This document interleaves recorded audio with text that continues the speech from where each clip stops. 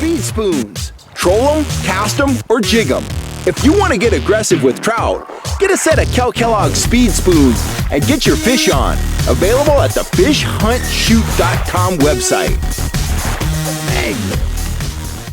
Oh man, I can't even get it out of the rod holder. Wow. That was a hit. Holy mackerel. That was orange and gold. It's one I've always liked the way it looked, but I've never tried it, so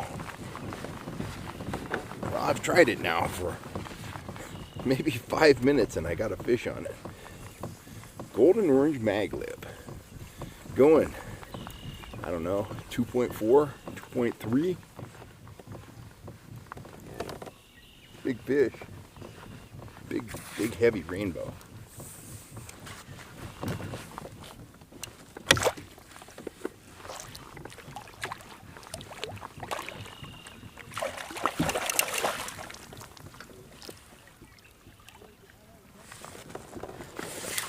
There we go, in the net.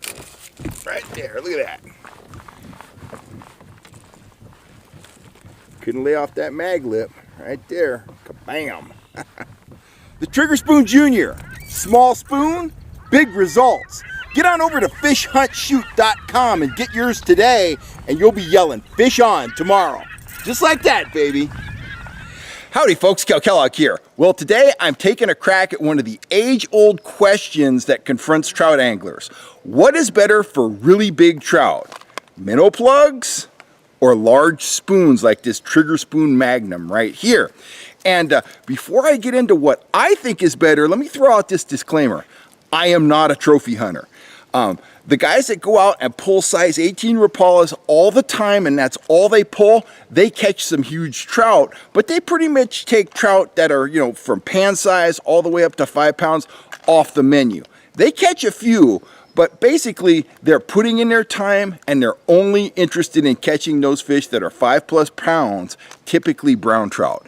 My deal is, I love to catch big trout, but I also love catching, you know, those pan-sized fish, those 1-pounders, 3-pounders, 5-pounders. So rather than just pulling big plugs all the time, I like to pull, you know, plugs, spoons, lures that have appeal to large fish, but aren't so large that I can't catch medium to small size fish on them as well. I want to maximize my hookups on the water while still catching some trophy sized trout. Now, looking back over my fishing career, almost all the plus 5-pound trout I've caught have either come on spoons or flies. So let's compare and contrast. Let's start off with minnow plugs. This is my thought on minnow plugs. I think they, like this is a J, what is this? It's not a J. It's a Countdown number 11 Rapala. So it's a sinking Rapala. Look at the price point on there. I don't know if you can see that. That plug was $10 on sale. Okay, so that's one drawback. Price. Second drawback. Size of the plug. It dictates a couple things. One, you're not going to catch many small fish on it, and you also have to troll a plug like this very quickly. I've spent a lot of time pulling big plugs. I've caught some big fish on them, but overall, like I said in the beginning here, I've caught more big fish on spoons and flies than I have on plugs. I think trout see plugs a whole lot more than they see big spoons like this, you know, this Trigger Spoon Magnum or this big old Lure Jensen Coyote spoon right here. Traditionally, big spoons like these, they're intended for use out in the ocean for ocean salmon fishing, but I've found that if you pull them in trout lakes, you can do very, very well. And some of the benefits, you know, there's 3 main benefits. One, cost. This plug was $10 on sale. My Trigger Spoon Magnum, they sell for between $4 and $5, so about half the price of a plug. Spoons, large spoons, far more versatile than the plug because you control them at a variety of speeds, and you can't really do much adjustment with the plug. If it's tracking off to the side, you can bend the connection point and get it to track true, but you can't really do much to alter the action. A spoon, you can always bend the spoon, you can tweak the spoon a little bit to dial in the action. You usually don't have to do that with my trigger spoon series because I think they have just about perfect action right now. But if you want to make an adjustment, by all means, you can bend them back.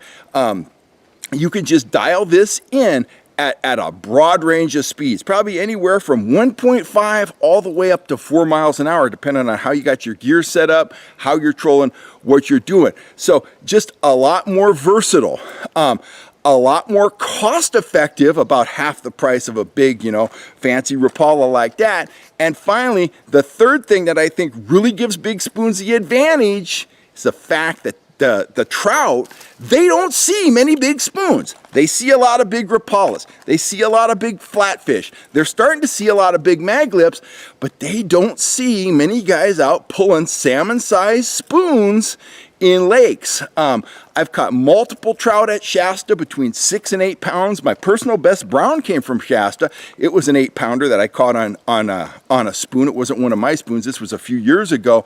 I caught it on a large XL spoon. So for me, hands down choice when it comes to targeting big trout, spoons over plugs.